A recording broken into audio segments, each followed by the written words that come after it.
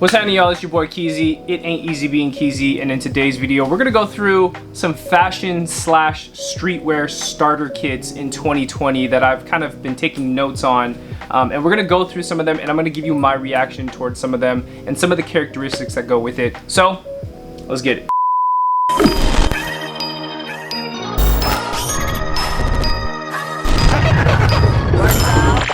Alright, so disclaimer when starting this video. This is not to offend anybody. I know people are going to get offended because people get offended by starter kits. People get offended by you calling them a hype beast. I understand, okay? If you get offended, let it be known in the comments. You know what I mean? We can converse about it. Fashion and streetwear and all this shit, it's for fun. There's really not much of a competition in this. It's just general interest into clothing that happens to be fashion.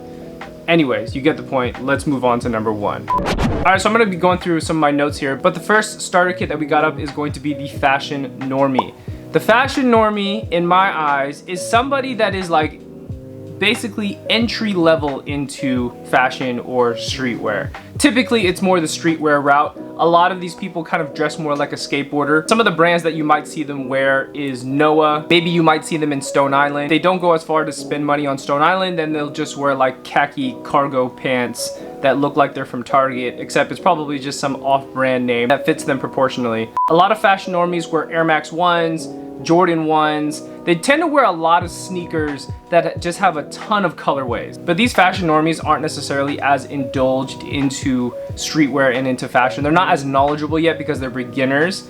And they don't really care too much to buy into crazy hype stuff. So they're not gonna necessarily buy the Travis Scott Jordan 1s and spend $1,000 on those. Instead, they'll buy like the Mocha Jordan 1s and they'll be happy with those. GR releases is what I'm getting at. Oftentimes, these people don't really have too much money for clothing. I know I kind of already said that, but a lot of times these fashion normies, they're college students. They're still in college, they still gotta spend money on books, but at the same time they want to look fly, but they end up in this category of kind of being like a beginner. To be quite honest, these are like the purest form of somebody that is into streetwear and into fashion, because you can't make fun of them, man. You can't. You know, they're beginners. They just started. How you gonna make fun of someone that just started and just getting into it? You know what I mean? And in combination to that, they don't really care. Like a lot of them that get into clothing and that they're consider themselves to be fashion normies, they don't really care too much about what everybody else thinks is crazy popular. They still buy all the general release items that nobody buys. So it's better for them, it's cheaper for them, it works. Okay, let's move on to number two.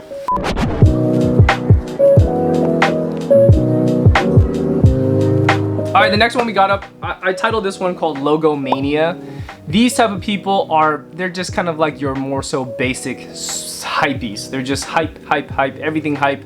Everything has to have a brand name. These people in particular actually don't even take a second look and or buy into brands that make logo-less clothing. Let's just say it's like a Balenciaga piece, a jacket. It doesn't say Balenciaga, so they're not going to buy it. More oftentimes, you will catch these people wearing a ton of Supreme. I'm talking about Supreme on Supreme, and maybe even their boxers and socks are Supreme as well. These people also wear a crazy amount of Shark hoodies, probably layering the Shark hoodies to go with it just to extra flex on you one time for no reason. These people love to flex. They just like it. Might I mention, in the circle of Supreme and Bape, they also wear a ton of off-white pieces. These are more so a 2016-2017 hype beast. They're still out there. There's still pages on Instagram that are just filled with this type of clothing.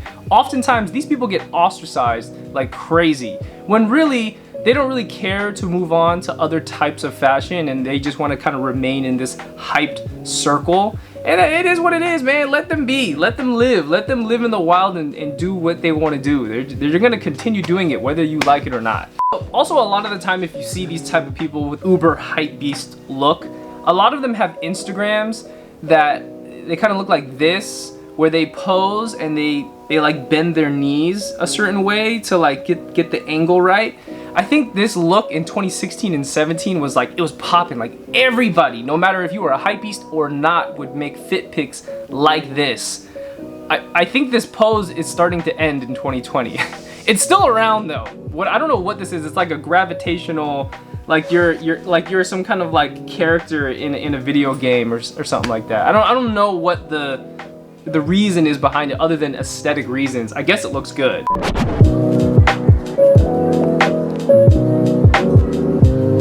So speaking of hypebeast, we also have the Jerry Boys or the Fog Boys. I know what you're saying. You're probably like, well, the Fog Boys aren't around anymore. The Jerry Boys aren't around anymore. I still think they're around. I think Jerry kind of has lost his touch as far as how much he really influences his own particular followers. But there's still a good amount of people out there that just love everything that Jerry does. And oftentimes you can find these people that are called Jerry Boys or people that love Fear of God wearing things like vintage tees, skinny denim, with zippers. Maybe the zippers is kind of out at this point. They definitely wear a ton of minimal, and if they can't afford the mainland fog, they'll buy the essential. I guess my reaction to the Jerry Boys overall is that, you know, a lot of the Jerry Boys or minimal boys or whatever you want to call this category of clothing, a lot of them make fun of the previous logo Mania Hypebeast that I told you about, right? They really, I don't know what it is, they don't really like them, not really anyways, when really Jerry Boys are hypebeast and they don't even really know it, because they're just buying things because Jerry likes it or the crowd that follows Jerry likes it, so then they like it too, which inevitably makes you a hypebeast. I think the last thing that I think is funny about the Jerry Boys is that they go beyond the clothes. It's like whatever Jerry like eats, whatever he uses as a shampoo, whatever he uses for whatever, they like it. They want to know what type of shampoo Jerry actually uses. Like, that's nuts. I don't know any other category in clothing where the consumers want to know the designer's shampoo. I don't know, man. Yeah, I mean, Jerry just needs to drop some shampoo now. That's what needs to happen.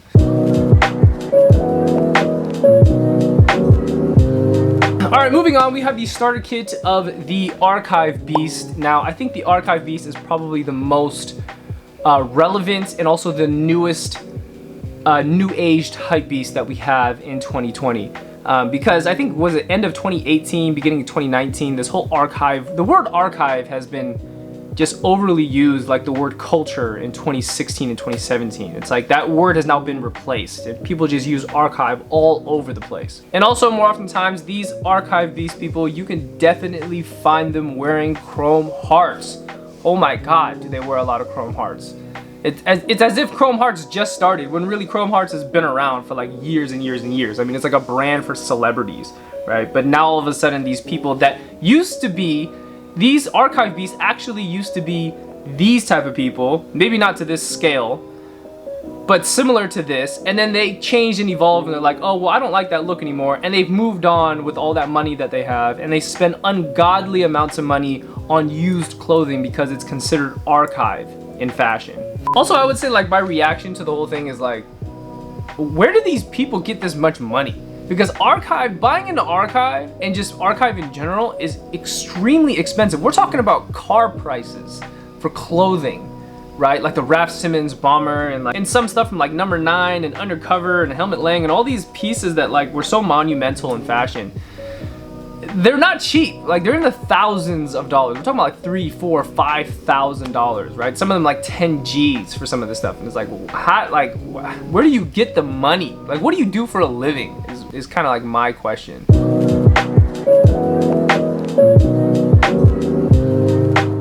Okay, so let's go ahead and move on. So the next one we got up is going to be the workwear person. All right, there's definitely a starter kit for the workwear guy. If you wanted to jump into workwear and you want the most general starter kit that you could find, just wear a ton of Carhartt. This is a hell of Carhartt.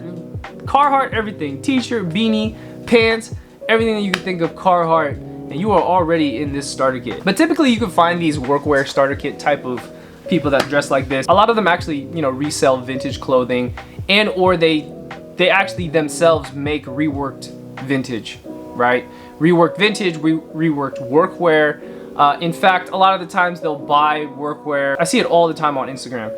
You'll see them buying workwear stuff, Carhartt and things like that, purposely putting holes on them, splattering some paint on it, and then boom, it's like, you know, double the cost, right? Granted, it actually looks really good. I've already talked about this in a previous video. It does look good. I can't even front, you know what I'm saying? But that is like the main thing. If you even just have that one piece on, that Carhartt piece that is kind of like a trouser, and then it has like the holes and it's got the paint, boy, you are already on your way to the starter kit. Also, one thing about the workwear starter kit that I think a lot of people don't talk about is that much of the workwear look is actually pretty bummy looking. Because in fact, these workwear people, it's just used clothing. Like everything is just like super used clothing. In fact, they distress it even more, right? They want it to look aged even more. The more aged, the better, and oversized. And like, that's like what, you know, homeless people wear. Bums wear that kind of stuff. They wear like really used clothing that's oversized, that doesn't fit them because they got it from like, I don't know where they got it. But you get it, they look really similar.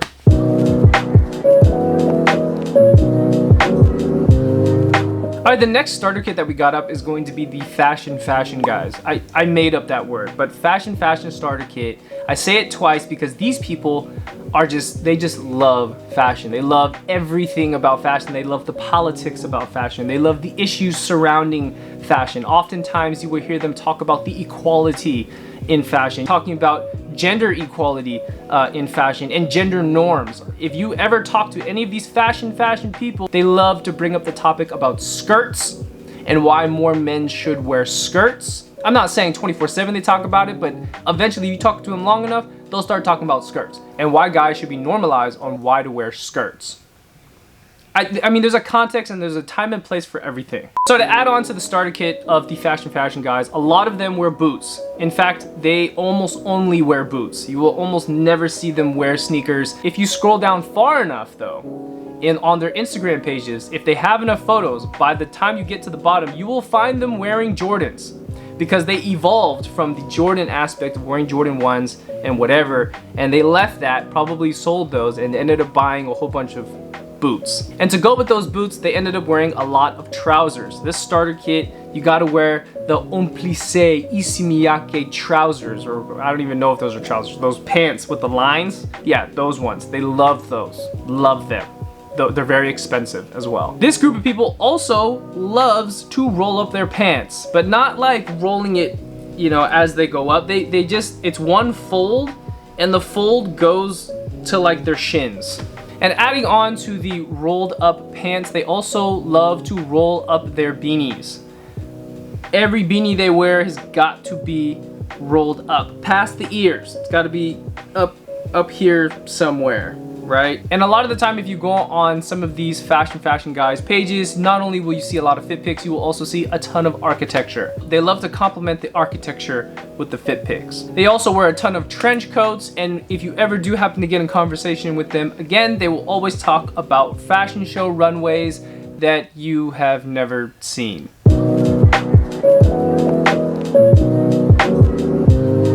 All right, and last words I'm going to say is, you know, making this video is not to bash on anybody. This is not to make fun of anybody. It is fun to talk about each other's wardrobes and things like that. I mean, if you were to reflect back and see my channel and what I've been wearing, I mean, I'm stuck back in 2003. I'm like, I shouldn't even be talking about this topic, to be honest.